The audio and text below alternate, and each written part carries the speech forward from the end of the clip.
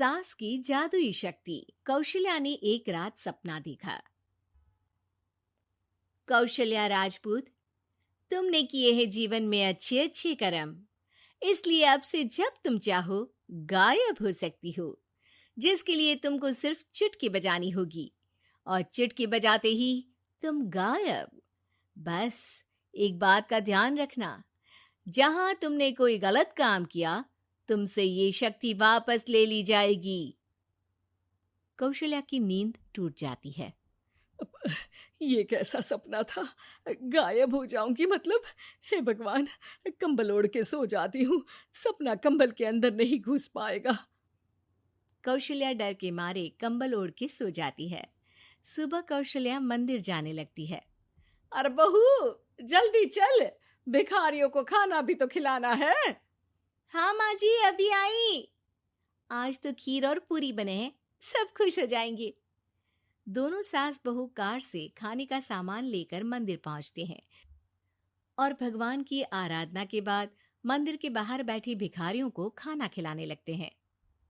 दीदी, आप हर हफ्ते आते हो, इतना सारा करते हो हम लोगों के लिए। मैं आपके लिए रोज अलग से दुआ मांगता हूँ। ये तो फर्ज है हमारा। दीदी, थोड़ी पैसों की मदद हो जाती तो अच्छा होता। बड़े चौराहे पे मेरी बीवी भीख मांगती है, उसका इलाज करवाना है, 100-200 रुपए लग जाएंगे। कौशल्या उसी वक्त भिखारी को 500 का नोट दे देती है और दोनों सास बहू वहां से लौटने लगती हैं। तभी कौशल्या को कोई शंका होती है। अब बहू रुक, तो मैं अभी आई। कौशल्या वापस वहीं जाती है तो देखती है कि भिखारी वहां है ही नहीं। कौशल्या को रात का सपना याद आता है। वो चुटकी बजा के गायब हो जाती है और सीधे भिखारी के पास पहुंचती है, पर भिखारी को वो दिखाई नहीं देती। कौशल्या देखती है कि भिखारी उन पैसों से शराब खरीद रहा है और कौशल्या उसे वहीं एक चाटा मारती है। अरे कौन है बे? एक और चाटा पड़ता है। अरे कौन है? कौन है? हिम्मत है तो सामने आओ। भिखारी को झूठ बोलने पर तड़ातड़ चांटे पड़ते हैं। वो वहां से भाग खड़ा होता है। कौशल्या चुटकी बजा के वापस बहू के पास आ जाती है और मन ही मन सोचती है, ऐसे तो मैं कितने गलत काम रोक सकती हूँ, कितनी ताकतवर हूँ मैं, किसी को पता भी नहीं चलेगा। सासू माँ, आप क्या सोच रही हो? अब कुछ नहीं, कुछ भी तो नहीं। ठीक है, मुझे ना थोड़े पैसों की जरूरत थी। मेरे कजिन भाई है ना, उनकी तबीयत थोड़ी इधर उधर हो रही है। वो तो खुद से नहीं कहेंगे कि पैसे दे दो, पर बहन होने के नाते मेरा तो फर्ज बनता है ना कि भाई की मदद करूं। अरे हाँ हाँ, ले जाना पैसे। पैसे इसीलिए तो कमाते हैं कि जरूरत में काम आ सके। घर पहुंच के कौशल्या अपनी बहू को 10,000 रुपए दे देती है। कब जाएगी तुम मायके? कल शाम की ट्रेन है। दोनों काम में लग जाती हैं। तभी काम वाली दीदी वहां आती है। आज ना मैं आप लोगों के लिए पनीर बनाऊंगी। ठीक है, मंगवा लेती हूँ पनीर।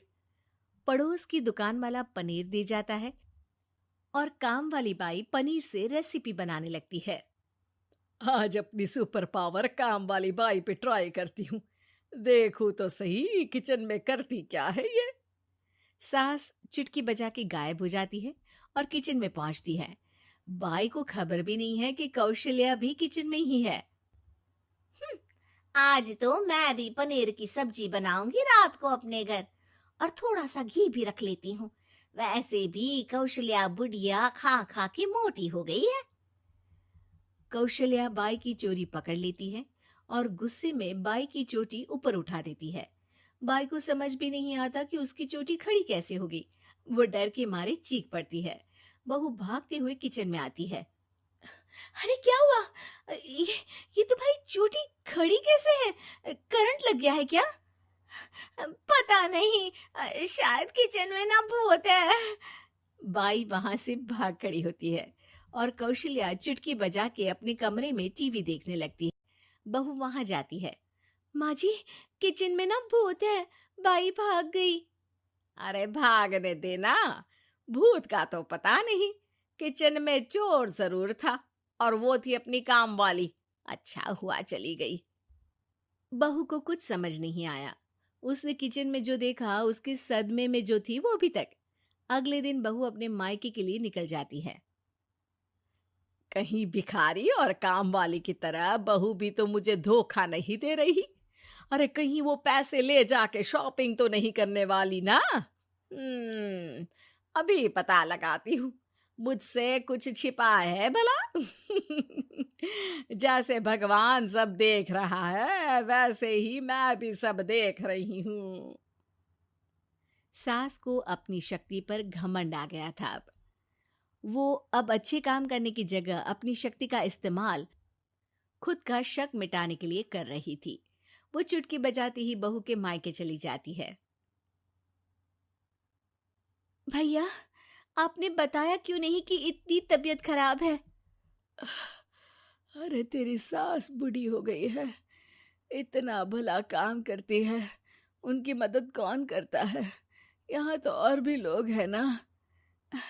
भैया, मेरे पास कुछ पैसे हैं, आप दूसरे डॉक्टर को दिखा दीजिए ना। अरे मुझे लगता है कि मेरा टाइम आ गया है, मुझे जाना होगा। कमरे में भाई की आत्मा को लेने यमदूत आ चुके थे। कौशल्या भले ही किसी को नहीं दिख रही थी, पर यमदूत ने उसे देख लिया। यही आत्मा है शायद, परछाई दिख रही है, पहले ही तैयार खड़ी है। अरे आप कौन हो? यमराज का नाम सुना है? हैं? आप यमराज हो क्या? नहीं, हम उनके यहाँ जॉब करते हैं, आत्मा उठा के ले जाते हैं डिलीवरी वाले। चलो अब तुम्हारा टाइम पूरा हो गया।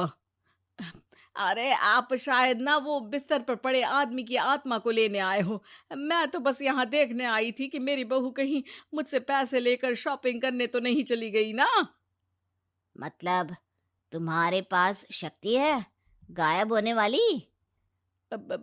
हाँ। तुम ऐसे तुच्छ काम में उपयोग कर रही हो ऐसी दिव्य शक्ति का। अब तो तुमको ही लेके जाऊंगा। अरे नहीं नहीं, कल मुझे किटी पार्टी में भी तो जाना है। अब नरक में ही करना किटी पार्टी। नहीं नहीं नहीं। 3 बार नहीं क्यों बोल रही हो? टीवी सीरियल चल रहा है क्या एकता कपूर का? अरे प्लीज मुझे जाने दो। आप तो उस बीमार आदमी की आत्मा को लेने आए थे ना। गलत डिलीवरी करोगे तो यमराज डांटेगा ना। बात तो सही कर रही हो, पर हमको उस पे दया आ गई। अभी उसकी उम्र ही क्या है, पर कुछ तो लेके जाना पड़ेगा ना। एक काम करो, अपनी शक्ति दे दो, गायब होने वाली। हैं? अरे क्यों? तुम पृथ्वीलोक का भ्रष्टाचार रोक सकती थी, चोरी रोक सकती थी, अरे कोरोना रोक सकती थी, पर तुमने अपनी बहू की जासूसी करना शुरू कर दिया। अरे लेकिन किंतु परंतु। यमदूत सास की शक्ति लेके वापस चले जाते हैं। कौशल्या की परछाई हवा से नीचे गिरती है और जमीन पे आते आते कौशल्या का शरीर सामने आ जाता है। अरे लग गई, कितने ऊपर से फेंका। माँ जी, आप यहाँ ऊपर से कैसे गिरी? अरे समधन जी, आप अचानक कमरे में। सब घबरा जाते हैं। सास बहू को सारी बात बता देती है। ये लो आपके 10,000 रुपये।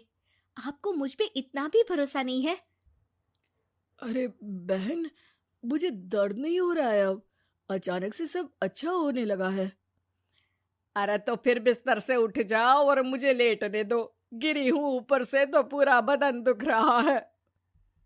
भाई को तो यमदूत ठीक करके जाते हैं, पर कौशल्या देवी दर्द के मारे बिस्तर पर आ जाती हैं।